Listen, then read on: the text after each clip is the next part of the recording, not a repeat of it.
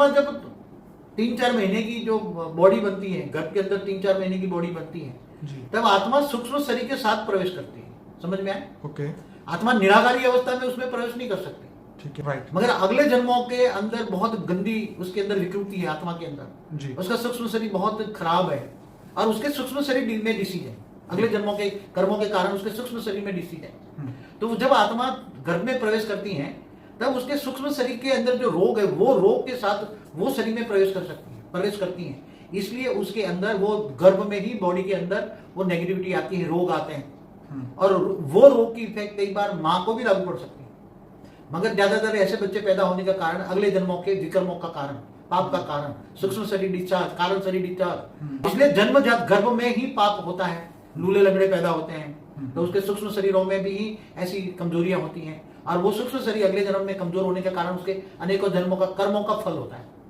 Theory of कर्म सबको मानना पड़ेगा, आजकल लोग मानते नहीं है, मगर अनेक जन्मों के कारण, थियरी ऑफ कर्म के कारण ऐसे बच्चे पैदा हो रहे हैं आजकल। तो उसकी जो माँ है जब से भी वो गर्भ धारण करती है जी, तब से वो आत्मस्वरूप में स्थित होता है।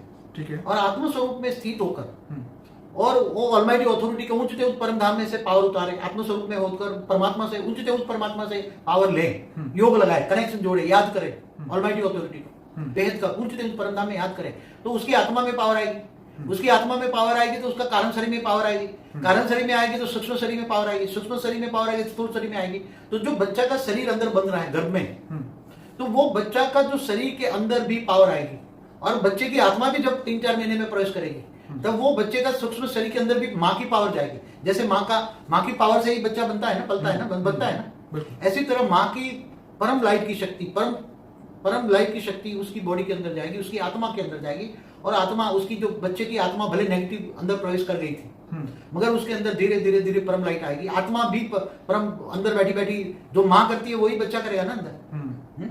तो जैसे उसने वो घर में ही सीखा था ना, क्या बोलते हैं उसको, जो अभिमन्यु को, जी, तो वो बच्चा भी अंदर बैठा बैठा योग करेगा, वो भी आत्म स्वरूप में स्थित हो जाएगा, उसको आत्मा में ही ज्ञान मिलेगा और वो उसका सूक्ष्म शरीर, कारण शरीर सब चार्ज हो जाएगा। विकल्प तो विनाश हो गया ना, आत्मा में पावर आई ना, तो कर्मों का हिसाब किताब तो पावर के साथ विकल्प विनाश हो गया ना। कारण शरीर में कर्मों के कारण शरीर लौट था ना, मगर उसमें परम प्रकाश आया ना।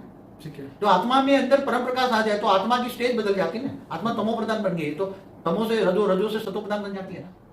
तो आत्म ज्ञान होता है, आत्मस्वरूप की अनुभूति होती है तो वो आत्मा बहुत पावरफुल हेल्दी जन्मती है, माँ भी अच्छी बन जाती है, बच्चा भी अच्छा बन जाता है, नेचुरल वे में सब कुछ अच्छा बन जाता है।